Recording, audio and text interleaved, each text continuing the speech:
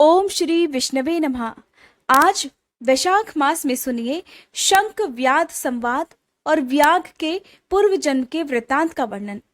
श्रुतदेव जी कहते हैं, हे राजन, पंपा के तट पर कोई शंख नाम से प्रसिद्ध परम यशस्वी ब्राह्मण थे, जो बृहस्पति के सिंह राशि में स्थित होने पर कल्याणमयी गोदावरी नदी में स्नान करने के लिए गए। मार्ग में परम पवित्र भीम रथी को पार करने के बाद दुर्गम जल शून्य और भयंकर निर्जन वन में धूप से वे विकल हो गए थे। विशाख का महीना था और दोपहर का समय। वे किसी वृक्ष के नीचे जा बैठे। उसी समय कोई दुराचारी व्याघ हाथ में धनुष धारण किए हुए वहां आया। ब्राह्मण के दर्शन से उसकी बुद्धि पवित्र हो गई और वह इस प्रकार बोला, हे मुने, मैं अत्यंत दुर्बुद्धि और पापी हूँ। मेरे ऊपर आपने बड़ी कृपा की है, क्योंकि साधु महात्मा स्वभाव से ही दयालु होते हैं। कहाँ मैं नीच कुल में उत्पन्न हुआ व्याघ और कहाँ मेरी ऐसी पवित्र बुद्धि। मैं इसे केवल आपका ही उत्तम अनुग्रह मानता हूँ। हे साधु बाबा, मैं आपका शिष्य हूँ, कृपा पात्र हूँ। साधु पुरुषों का समागम होने पर मनुष्य फिर कभी दुख को प्राप्त नहीं होता। अतः आप मुझे अपने पाप नाशक वचनों द्वारा ऐसा उपदेश दीजिए जिससे संसार बंधन से छूटने की इच्छा रखने वाले मनुष्य अनायास ही भवसागर से पार हो जाते हैं। साधु पुरुषों का चित्त तो सभी के प्रति समान होता है। वे सब प्राणियों के प्रति दयालु होते हैं।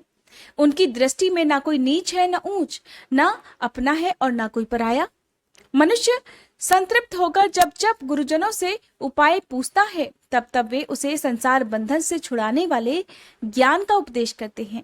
जैसे गंगा जी मनुष्यों के पाप का नाश करने वाली है, उसी प्रकार मूढ़ जनों का उद्धार करना साधु पुरुषों का स्वभाव ही माना गया है।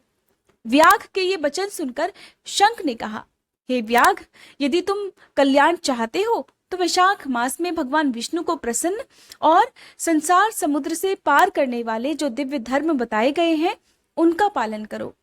मुनि श्रेष्ठ शंख प्यास से बहुत कष्ट पा रहे थे। दोपहर के समय उन्होंने सुंदर सरोवर में स्नान करने के बाद और युगल वस्त्र धारण करके मध्याह्न काल की उपासना पूरी की। फिर देव पूजन करने के बाद व्याध के लाए हुए श्रमहारी और स्वादिष्ट कैथ का फल खाया। अब वे खा पीकर सुखपूर्वक विराजमान हो गए। उस समय व्याध ने हाथ जोड़कर कहा, हे मुने, किस कर्म से मेरा तमोमय व्याध कुल में जन्म हुआ और किससे ऐसी सद्बुद्धि तथा महात्मा की संगति प्राप्त हो सकी। हे प्रभु, यदि आप ठीक समझें तो मैंने जो कुछ भी पूछा है वह तथा अन्य जानने योग्य बातें भी मुझसे कहिए। तब शंख बोले, पूर्व जन्म में तुम वेदों के पारंगत विद्वान ब्राह्मण हुआ करते थे। शाकस्य नगर में तुम्हारा जन्म हुआ था। तुम्हारा गोत्र श्री वत्स और नाम स्तंभ था। उस समय तुम बड़े तेजस्वी समझे जाते थे, किंतु आगे चलकर किसी वेश्या में तुम्हारी आसक्ति हो गई। उसके संग दोष से तुमने नित्य कर्मों को त्याग दिया और एक शूद्र की भांति घर आकर रहने लगे। यद्यपि तुम सदाचार शून्य, दुष्ट तथा धर्म कर्मों के त्यागी थे, तो भी उस समय तुम्हारी ब्राह्मणी पत्नी कांतिमती ने वेश्या सहित तुम्हारी सेवा की। वह सदा तुम्हारा प्रिय करने में लगी रहती। वह तुम दोनों के पैर धोती, दोनों की आज्ञा का पालन करती और दोनों से नीचे आसन पर सोती थी। इस प्रकार वेश्या सहित पति की सेवा करती हुई उस दुखिनी ब्राह्मणी का इस भूतल पर बहुत समय बीत गया। एक दिन उसके पति ने मूली सहित उड़द खाया और तिल मिश्रित निष्पाप भक्षण किया। उस समय उस अपथ्य भोजन से उसका मुंह पेट चलने लगा और उसे बड़ा भयंकर भगंदर रोग हो गया। वह उस रोग से दिन रात जलने लगा। जब तक घर में धन रहा तब तक वेश्या भी वहां टिकी रही। उसका सारा धन लेकर पीछे उसने उसका घर ही छोड़ दिया। वेश्या तो क्रूर और निर्दयी होती है, उसे छोड़कर किसी दूसरे के पास चली गई। तब वह ब्राह्मण रोता हुआ अपनी स्त्री से बोला, हे देवी, मैं वेश्या के प्रति आसक्त और अत्यंत निष्ठुर मनुष्य हूँ, मेरी रक्षा करो। हे सुंदरी, तुम तो परम पवित्र हो, मैंने तुम्हारा कुछ भी उपकार नहीं किया। हे कल्याणी, जो पापी और निंदित मनुष्य अपनी विनीत पत्नी का आदर नहीं करता, वह 15 जन्मों तक नपुंसक होता है। हे महाभागे, दिन रात साधु पुरुष उसकी निंदा करते हैं। तुम साध्वी और पतिव्रता हो, मैं तुम्हारा अनादर करके अब पाप योनि में गिरूंगा। तुम्हारा अनादर करने से जो तुम्हारे मन में क्रोध हुआ होगा उससे मैं दग्ध हो चुका हूँ।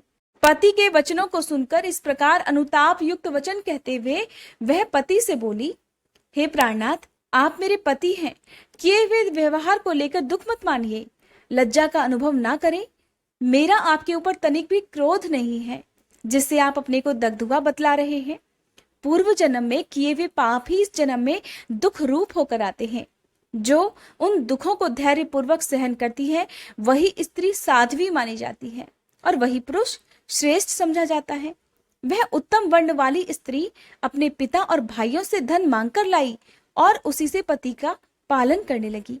उसने अपने स्वामी को साक्षात क्षीर सागर निवासी विष्णु ही माना और वह दिन रात पति के मलमूत्र साफ करती, उसके शरीर में पड़े हुए कष्टदायक कीड़ों को धीरे धीरे नखों से खींचकर निकालती। ब्राह्मणी न रात में सोती और न दिन में। अपने स्वामी के दुख से संतत होकर वह दुखिनी सदा इस प्रकार प्रार्थना किया करती, प्रसिद्ध देवता और पितर मेरे स्वामी की रक्षा करे, इन्हें रोगहीन और निष्पाप कर दे। मैं पति के आरोग्य के लिए चंडिका देवी को भैंस का दही और उत्तम अन्न चढ़ाऊंगी। महात्मा गणेश की प्रसन्नता के लिए मोदक बनवाऊंगी। 10 शनिवारों को उपवास करूंगी तथा मीठा और घी नहीं खाऊंगी। मेरे पति रोगहीन होकर 100 वर्ष जिए। इस प्रकार वह पतिव्रता स्त्री अपने पति को रोग मुक्त करने के लिए दिन रात प्रार्थना करती।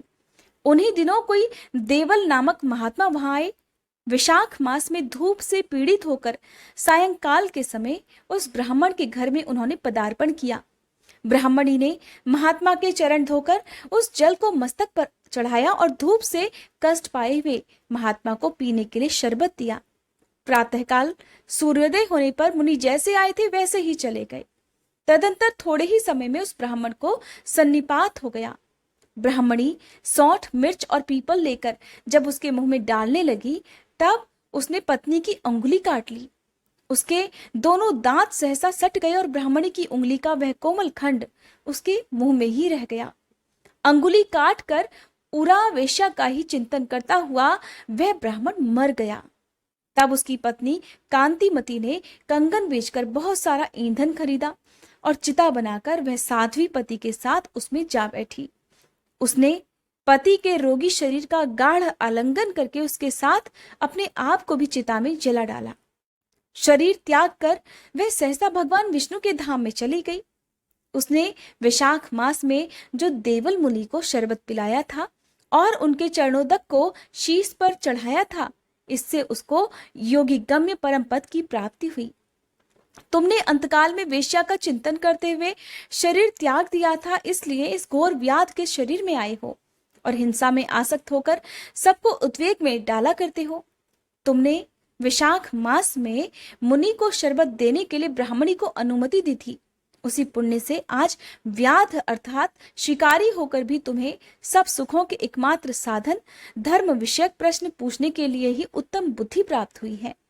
तुमने जो सब पापों को हरने वाले मुनि के चरणों तक को सिर पर धारण किया था, उसी का ये फल है कि वन में तुम्हें मेरा संग मिल सका। प्रेम से बोलिए विष्णु भगवान की जय। आज का अध्याय समाप्त हुआ। उम्मीद करती हूँ ये वीडियो आपको पसंद आई होगी।